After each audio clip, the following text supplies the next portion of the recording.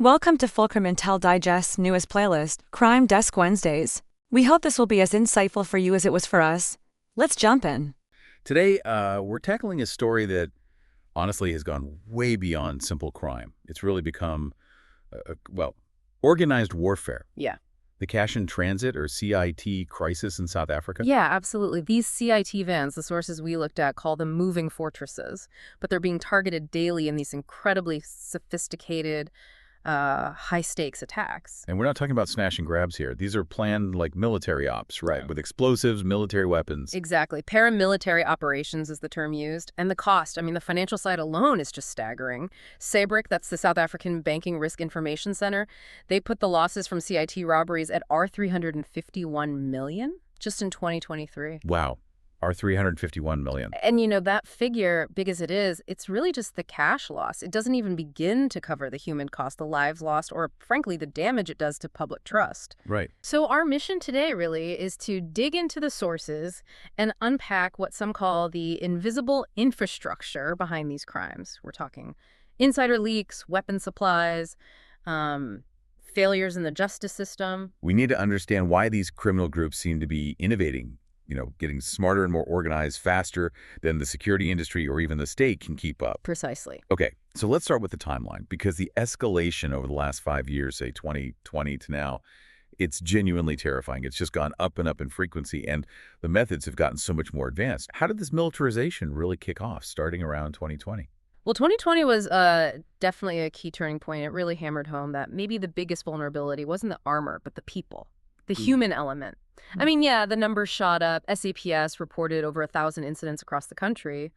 But the really crucial thing was the explosion in insider help. Like that Bronkhorst Spruit case. I remember reading about that. Exactly that one. A van carrying millions, ambushed and just cleaned out. Super quick.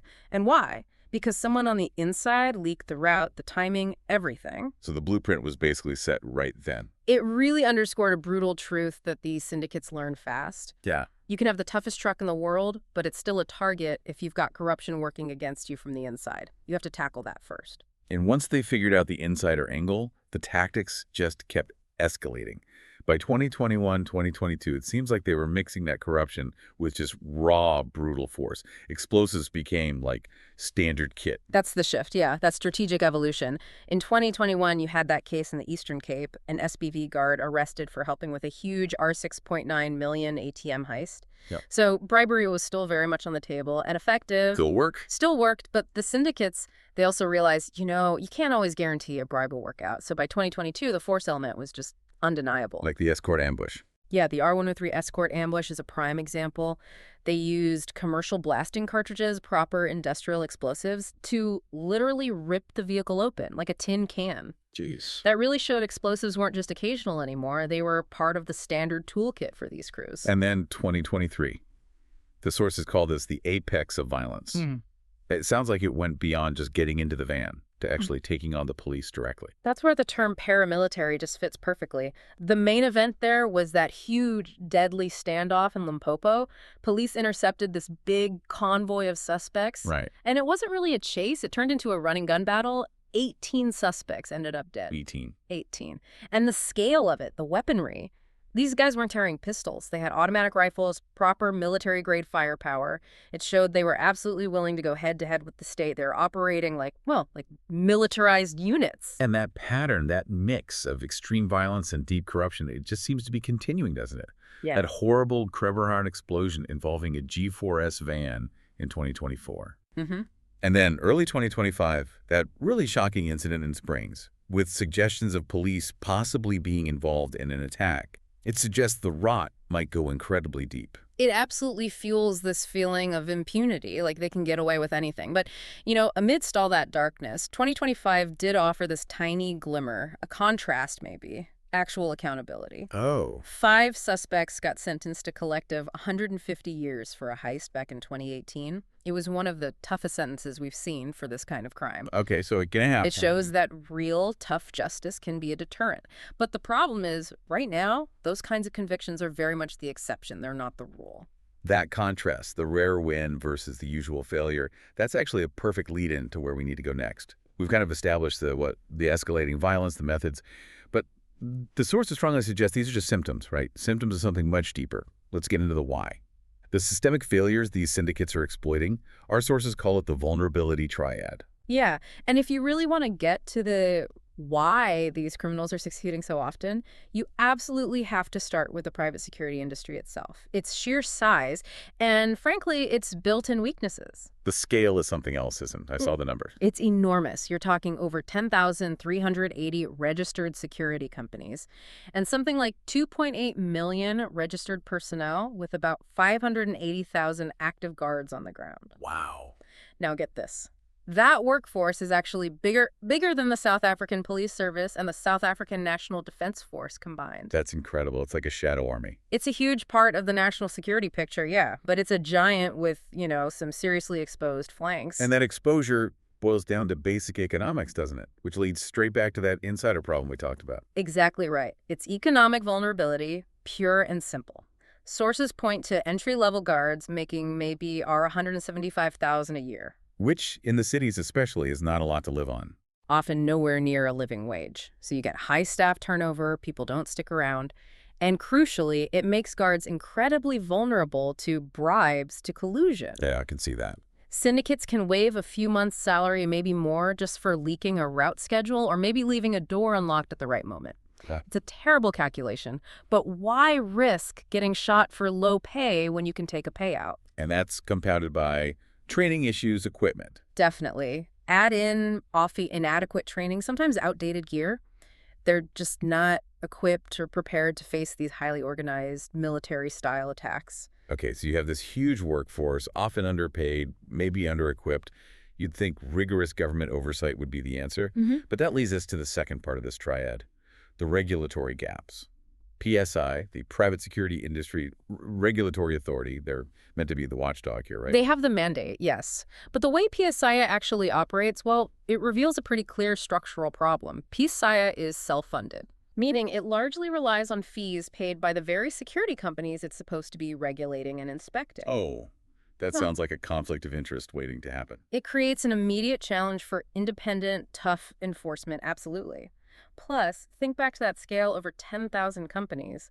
PSIR just doesn't have the resources, the inspectors, to properly check everyone. So oversight is patchy at best. Very patchy. You end up with wildly inconsistent training standards for CIT guards.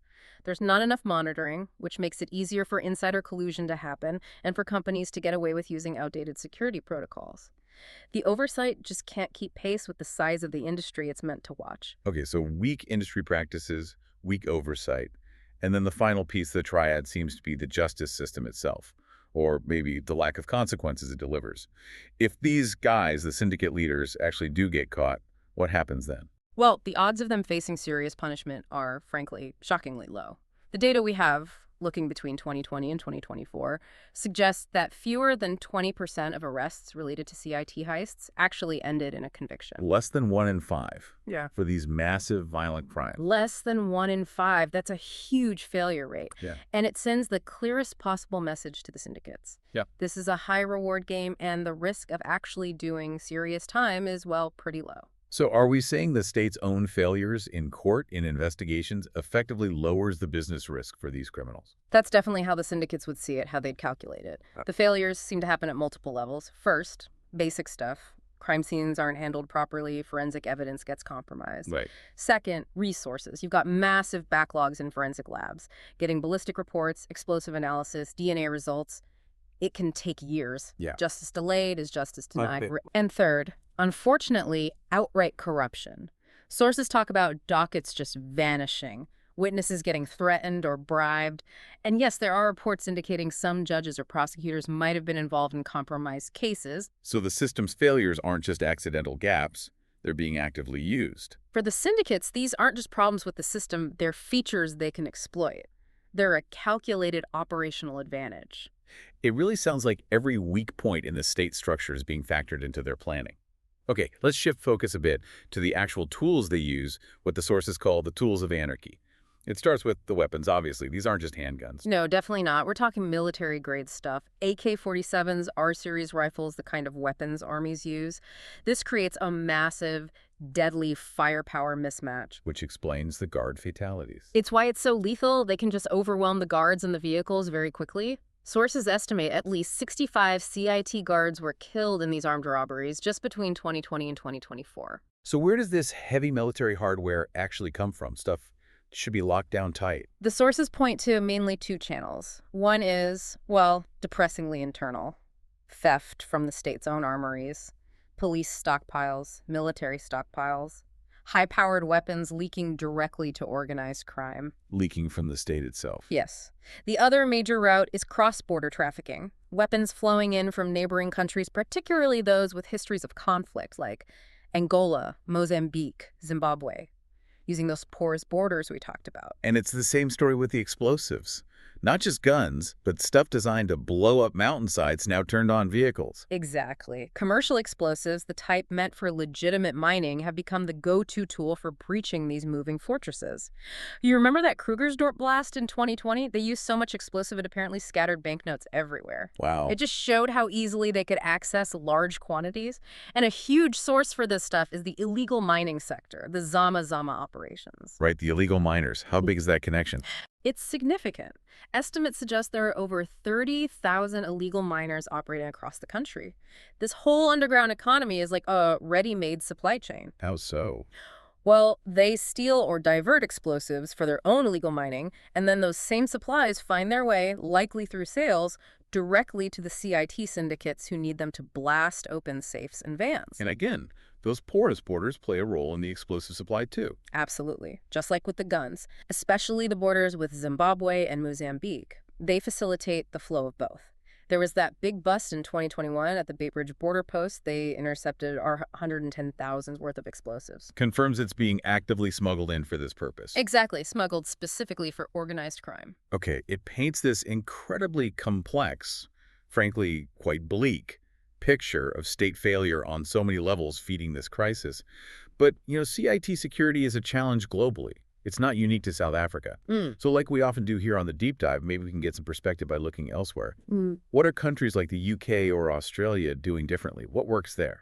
Yeah, it's a good contrast. Both the UK and Australia seem to rely on layers of security, but crucially backed by really solid legal enforcement. Take the UK. Okay. They have very strict regulations about the vehicles themselves. Armored vans have to meet specific non-negotiable standards.